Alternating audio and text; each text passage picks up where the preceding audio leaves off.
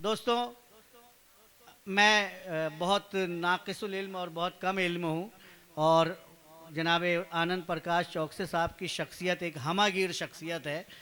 ज़िंदगी के हर शोबे में उनकी अपनी एक दस्तरस है और उनकी अपनी एक राय है, उनका अपना एक व्यू है, एक विज़न है।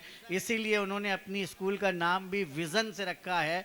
और इन सब चीज़ के बाद भी वो लोगों से इस बात का इत्मीनान दिलाते हैं कि ऑल इज़ वेल, सब कुछ ठीक ठाक होगा। ऐसे शख्सियत के मालिक हैं मोहतरम जनाब आनंद प्रकाश चौकसे साहब। मैं चाहता हूं कि जनाब कमरुद्दीन फलक साहब उनकी शख्सियत के बारे में भी चंद अल्फाज कहें और उन्हें चंद कलिमात अदा करने के लिए हमारे दरमियान में मदऊ करें।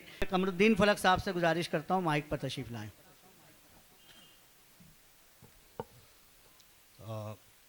बेहद शुक्रिया मोहतरम ताहिर नक्काश साहब।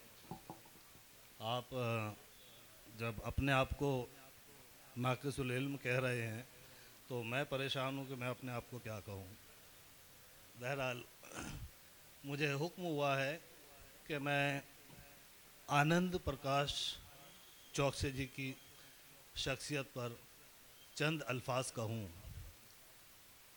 मैं समझता हूँ कि ये चंद अल्फाज हमारे मेहमानान के लिए हो सकते हैं, आप लोगों के लिए तो बिल्कुल नहीं हो सकते, क्योंकि आनंद सर का तारुफ बुरहानपुर में देना यकीनन इनके 30 साल के ज़बरदस्त पुरुषार्थ का अपमान होगा।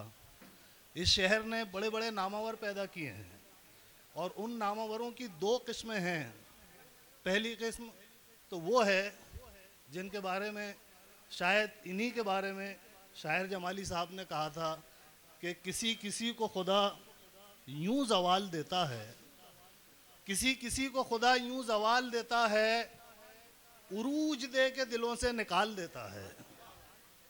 लेकिन मैं उस दूसरी किस्म के बारे में ज़रूर कहूँगा जो आपके और हमारे दिलों में मौजूद है।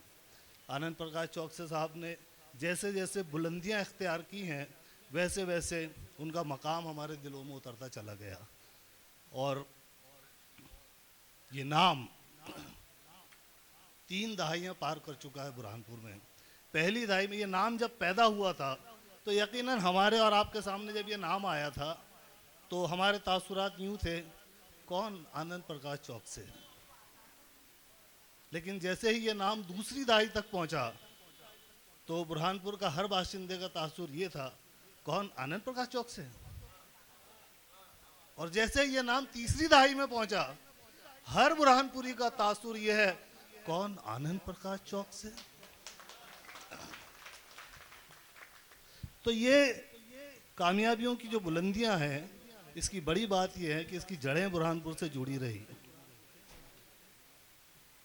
आनंद सर ने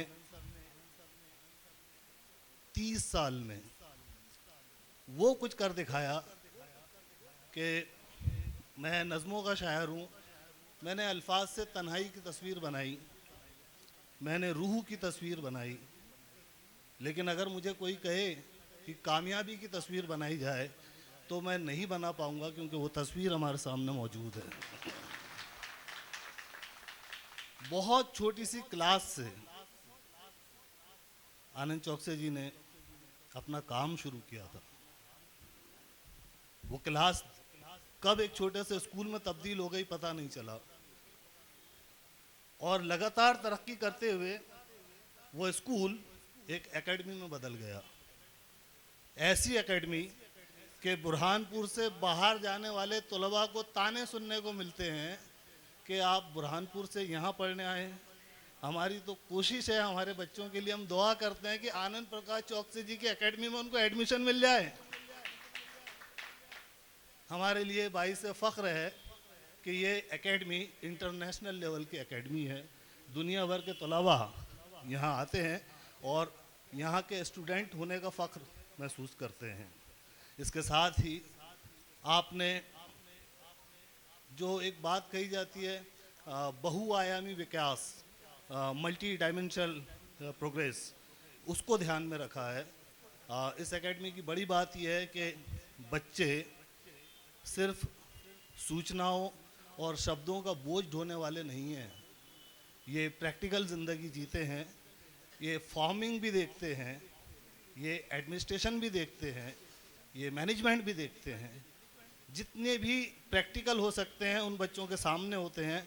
वहीं पर बच्चे स्कूल में रहते हैं, बेस्ट क्वालिटी का खाना होता है। एक बहुत बड़ा हॉस्पिटल हमारे यहाँ आनंद प्रकाश चौकसे जी के मेहरबानी से खुला है, और ये हॉस्पिटल ऐसा है जिसका नाम ऑल इज़ वेल हॉस्पिटल है। और ये हॉस्पिटल एशिया के जो लीडिंग हॉस्पिटल्स हैं उनको टक्कर देने वाला हॉस्पिटल है। तमाम तर मशीनें वहाँ पर मौजूद हैं। और रही बात खर्च की, तो यकीन जाने कि किसी भी मेट्रोपॉलिटन सिटी में जो खर्च होता है उसका आधा भी यहाँ पर खर्च नहीं होता। तो ये एक बड़ी बात है हमारे लिए। आनंद प्रकाश चौकसे जी का नाम ही हमारे लिए बाइस से फ़ख्र है। और जब मुझसे कहा गया था कि मैं इनका तारुफ पेश करूं, तो यकीन जाने फेफड़े मुंह को आने लगे थे। भाई साहब, बहुत मुश्किल काम है इतनी बड़ी शख्सियत के ऊपर बोलना। मैं शायर हूं, थोड़ा सा शायरी ने मेरा साथ दिया और मैं ये 4 मिसरे ही कह पाया हूं, मंजूम कर पाया हूं उस ख्याल को जो मैक्रोविज़न एकेडमी में पहुंचते ही दरवाजे पर नाजिल होने लगता है। मुलाहजा करें,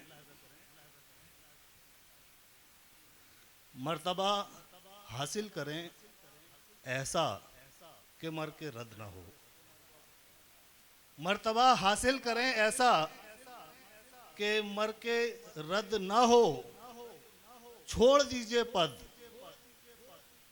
अगरचे पद से ऊंचा कद ना हो। मर्तबा हासिल करें ऐसा कि मर के रद्द ना हो। छोड़ दीजिए पद, अगरचे पद से ऊंचा कद ना हो।